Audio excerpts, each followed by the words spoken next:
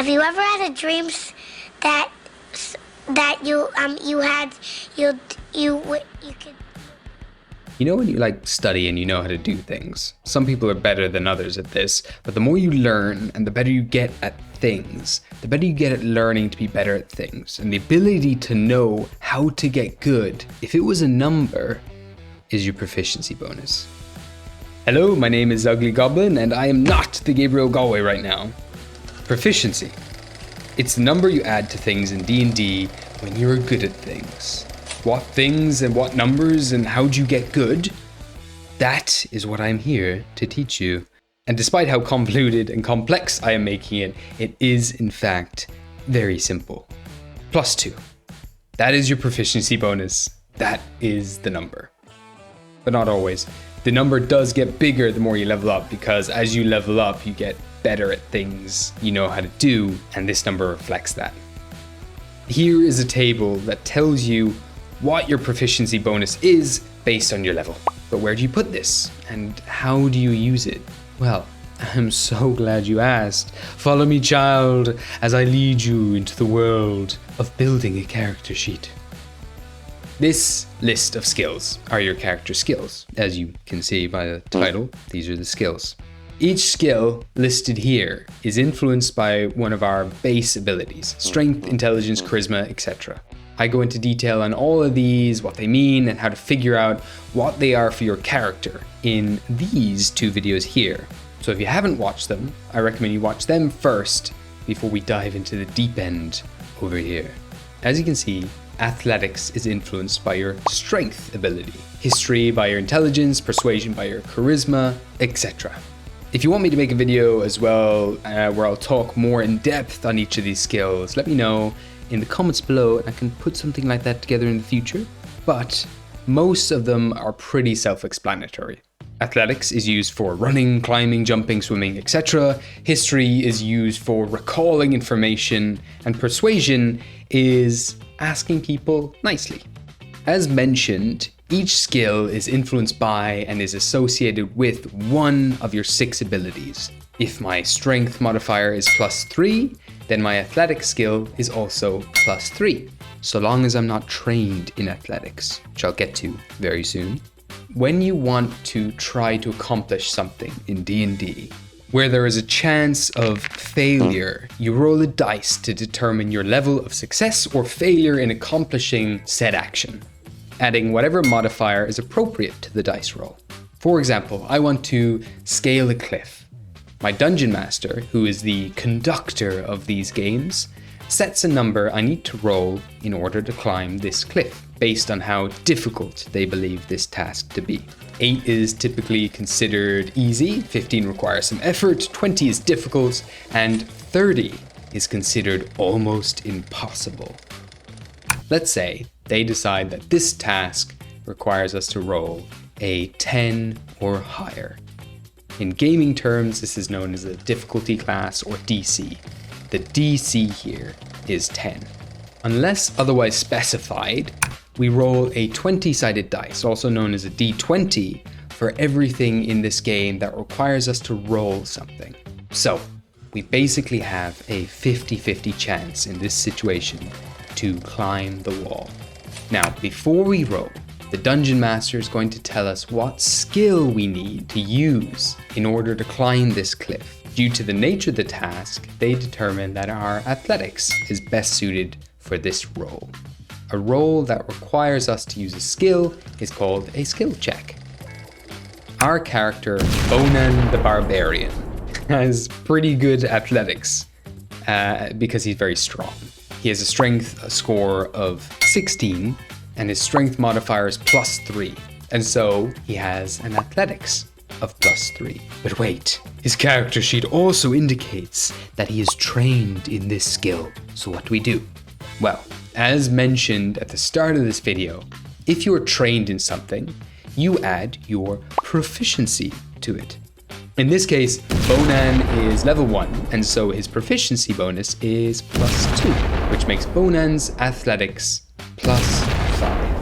Therefore, whenever we roll a skill check that uses his athletics, we add +5 to the dice roll. Now, let's go back to the roll. We have rolled a d20 and we have rolled an 8 on the dice. However, we add Bonan's athletics to the dice, making this a total of 13. We succeed on the roll. Luck wasn't on our side, but Bonan's raw strength and training push us over this threshold and enable him to reach the top of the mountain. This formula can be applied to many other aspects of D&D, and this is the basis of how we simulate chance and add random elements to our storytelling. Rolling a dice takes away our control and ability to know where the story will go, but the things our characters specialize in allow us to aid them in accomplishing tasks they should be able to accomplish. But things may not always go smoothly, and so we never truly know if our heroes will succeed. But not just in skill checks either. Our ability to hit creatures with our weapons, our attacks, along with casting spells and the potency of those spells are all determined by our abilities and our proficiency with these spells and weapons. Combat is also a big part of Dungeons & Dragons and is usually unavoidable. You will experience it at some stage. And so to briefly explain the way combat works in D&D is that you must first hit a creature when you attack, and then if your attack lands, then you deal damage to them. Obviously, if your attack misses, no damage is dealt. But if you deal enough damage to something, it will die. Similar to having modifiers for your skills, players also have an attack modifier for each weapon they use. We calculate this in the same way we calculate our skills. Most weapons rely on a character's strength to wield them, bar a few which we'll mention very shortly. But going back to Bonin, he wields a great axe, which he is proficient in. If you want to know what weapons your character is proficient in, simply look up their class in the player's handbook, and here you will see a list of weapons and armor they are proficient in. Any weapons listed will add your proficiency to your attack modifier when using them. If you're not proficient in a weapon, don't worry. That doesn't mean you can't still pick up the weapon and use it. Anyone can pick up a weapon, regardless of proficiency, but it does mean that you won't be adding your proficiency bonus to attacks made with this weapon, and therefore you won't be as efficient in landing hits with this weapon. But now, returning once again to Bonin the Barbarian. If we want to calculate his attack modifier with his great axe, we add his strength modifier plus his proficiency modifier, and we get an attack modifier of +5. This is the number he will always add to attack rolls when using his great axe. So we'll mark that down on his character sheet right here. I mentioned previously that your strength modifier is used for attacking with most weapons, bar a few. You see, not all weapons rely on brute strength to whack a mole. Some require a little more finesse. A weapon that has the finesse property written down in its description allows the wielder to use their strength or dexterity when calculating attack rolls. For example, there are rapiers, daggers, and whips. You always have the option to use brute force with ease, but dexterity works just as well. When calculating your attack modifier, simply swap out your strength modifier for your dexterity modifier if you wish, and make sure to add your proficiency to it if you're trained in that weapon. Lastly, ranged weapons such as bows and crossbows only use dexterity. Strength cannot help you here, unfortunately. The only exception to this is ranged weapons that also have the thrown property, such as hand axes, daggers, tridents, and javelins. These weapons follow the same rules as regular weapons, only they have a thrown property which allows them to be thrown at range. So all you need to know for now is that if your weapon has the thrown property, you use your strength modifier as normal to yeet the weapon towards your foe. However, if it also happens to have the finesse property, then dexterity can also be used instead of strength. Basically, as a rule of thumb, if the weapon can also be used as a melee weapon, then the regular melee weapon rules still apply. But if the weapon can only be used as a ranged weapon, then only dexterity can be used for that weapon's attacks. One last question you might have is, what am I attacking? What is the attack modifier used for? And I'll cover most of this in my next video, where I'll be discussing combat in more detail. But for now though, as a player, all you need to know is that you have an attack modifier, and when you need to make an attack roll, you add this number to the dice, just like you would a skill check. And if you roll high enough, you will deal damage to that target. I'll go into all that in my upcoming video on combat. Is everything making sense so far? I know it's a lot, but we're almost there. So if you need to grab yourself a cup of tea, get some juice, refresh and hydrate your mind, and then we'll dive into our last topic, which is magic. Similarly to attacks and skill checks, magic works almost the exact same way. Only with magic, the abilities that you use for your spells do not rely on your physical stats, like strength and dexterity, but instead rely on your mental abilities. When we attack a creature with a spell, it works just the same as if we were to attack them with a weapon. The spell you're using will explain everything you need to know about it in its description, so you don't even have to memorize anything here. As you can see right here in the Firebolt spell, it makes a range spell attack. So that means you're firing the attack from afar. And the only thing then you need to calculate here is, you guessed it, it's just spell attack. Each spellcaster in the game of Dungeons & Dragons uses magic a little differently from the others. Clerics and druids rely on their innate understanding of the divine or natural world. One taps into the sources of a god through prayer, while the other asks nature to perform miracles. These classes use different sources of power for their spells, but they both rely on their understanding and their ability to comprehend these abstract concepts of power. These are not things that are learned in books or through study. They can only be learned through age or being naturally intuitive. Both clerics and druids rely on their wisdom. Wizards and artificers, on the other hand, are a little different. They do rely on book smarts and study.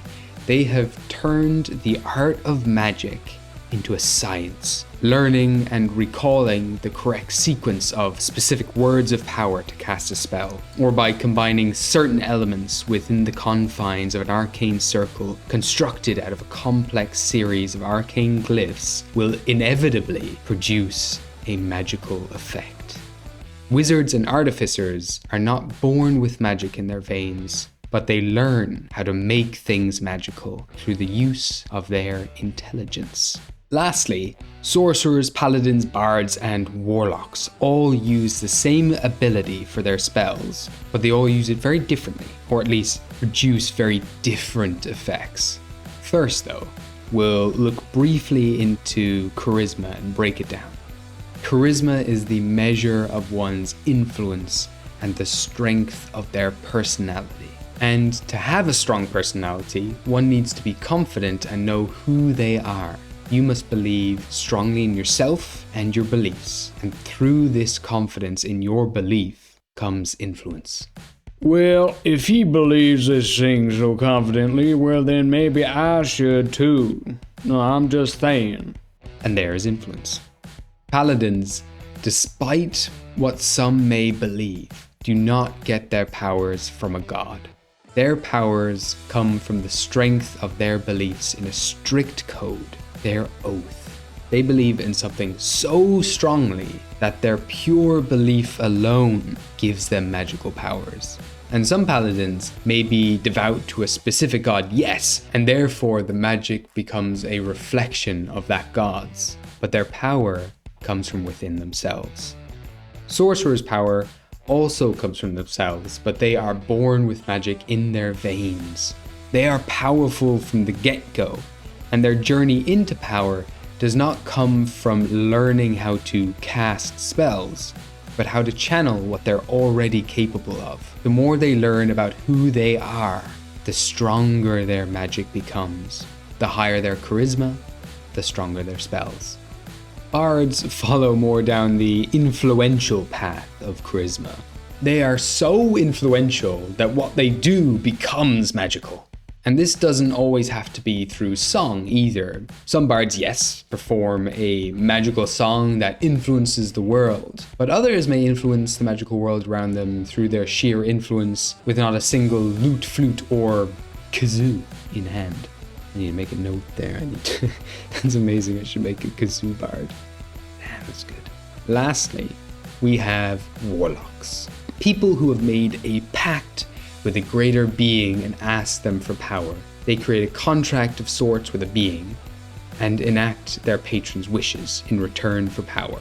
Now, at first you may be wondering how someone who relies on someone else could be considered charismatic. Surely if they were confident enough, they wouldn't need someone else to give them that little boost.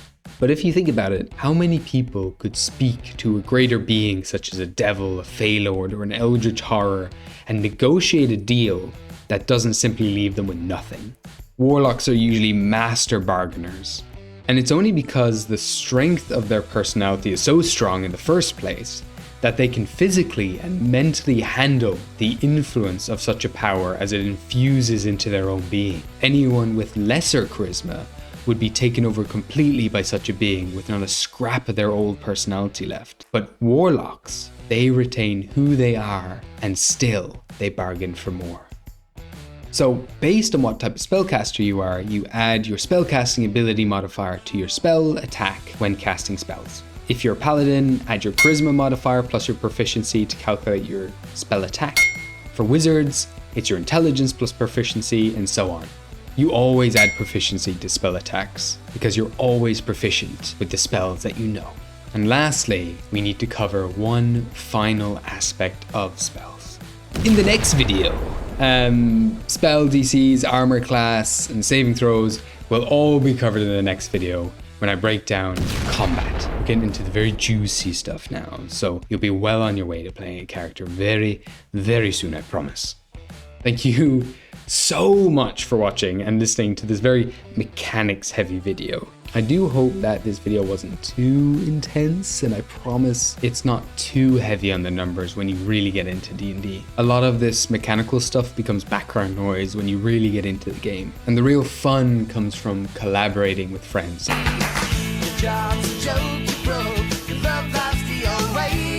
Tell stories together, which for me personally is my favorite aspects, though I do love some juicy mechanics from time to time. These numbers simply help simulate chance, like I said, and take away some of the control from us so that we have no idea how the story might turn out in the end. Just like I have no idea how this video will turn out. Amazingly, I went up to 100 subscribers with my last video, and I am so happy. It's amazing. Thank you all so much. This is crazy. Just thank you so much for everyone who's subscribed, who's liked it, who's watched it, who's taken the time to watch one of my silly videos. And if you've enjoyed this, please do give me a little like and subscribe, because it helps me to know that you like this stuff. But also let me know, how your games are going. What are some of your favorite characters that you've made? And maybe what was the first character you've ever made? Or if this is the first character you're making while watching this video, who are they? What are they like? I'd love to know. Thank you all so much for watching, and I hope you all have a wonderful day. I will leave you now because it's the longest video I've ever made, and I've got to go edit it now, so that'll be fun. Okay, well, thank you all so much. Have fun playing your D&D games. Goodbye.